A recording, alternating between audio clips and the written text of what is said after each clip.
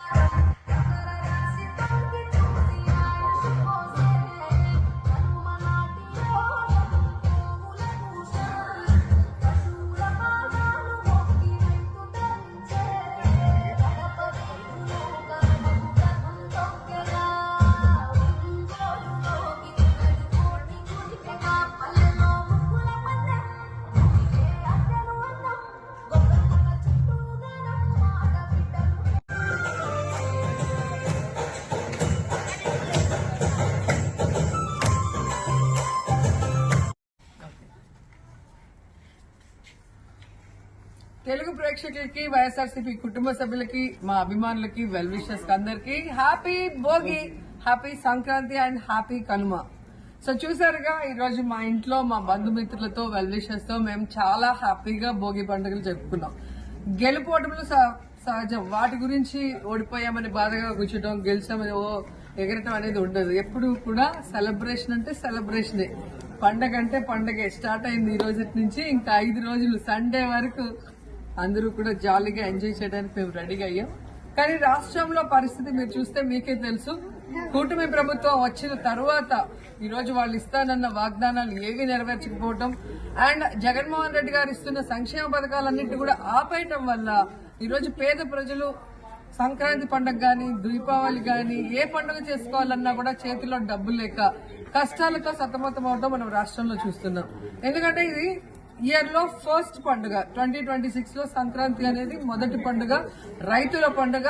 రైతులకి చేతికి పంటకు వచ్చినప్పుడు సో అందరినీ పిలుచుకొని చాలా హ్యాపీగా జరుపుకోవాల్సిన పండుగ.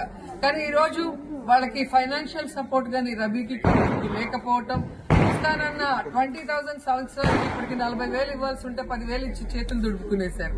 అండ్ పంటలు నష్టపోతే నష్టపరిహారం లేదు, పంట పండితే మద్దతు ధర లేకపోవడం వల్ల ఈ రోజు రైతులు ఈ పండుగని సంతోషంగా జరుపుకోలేని పరిస్థితిలో ఉండటం చాలా దురదృష్టకరం. ఎందుకంటే రాజశేఖర రెడ్డి గారు, ఆ తర్వాత జగన్మోహన్ రెడ్డి గారు రైతు బాగుంటే రాష్ట్రం బాగుంటుంది, దేశం బాగుంటుందని నమ్మిన వ్యక్తులు.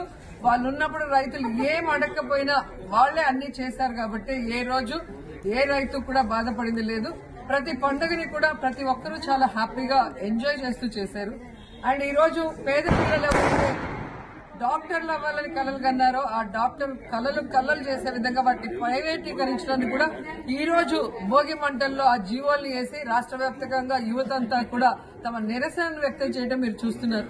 చిన్న చిన్న రాష్ట్రాల్లో కూడా ప్రభుత్వ మెడికల్ కాలేజీలు కట్టాలని అనుకుంటారు. కానీ దురదృష్టకరం, 4 సార్లు ముఖ్యమంత్రి అయి ఉన్న చంద్రబాబు నాయుడు ఏ రోజు ఒక్క మెడికల్ కాలేజ్ తీసుకురాలేదు.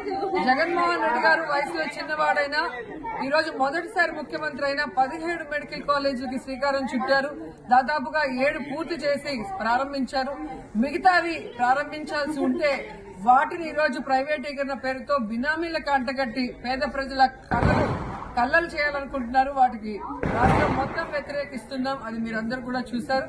అంతేకాకుండా ఈరోజు పెట్రోల్ ధర రేట్లు పెంచనన్నారు, పెంచుకుంటూనే పోతున్నారు. ముఖ్యంగా మా నియోజకవర్గంలో చేనేత కార్మికులు ఎక్కువగా ఉన్నారు.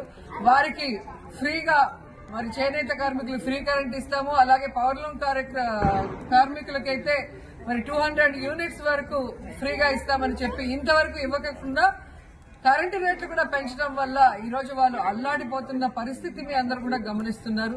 సో రాబోయే రోజుల్లో మంచి నాయకుని ముఖ్యమంత్రిని చేసుకోవాల్సిన బాధ్యత ప్రజల మీద ఉంది. ఇచ్చే ఫ్రీ అనే ఫ్రీ బాబు మాటలు నమ్మొద్దని మరోసారి ప్రజల్ని కోరుకుంటూ ఈ సంక్రాంతి శుభ సందర్భంగా రాష్ట్రంలో ఉన్న ప్రజలందరికీ కూడా మరోసారి హ్యాపీ భోగి.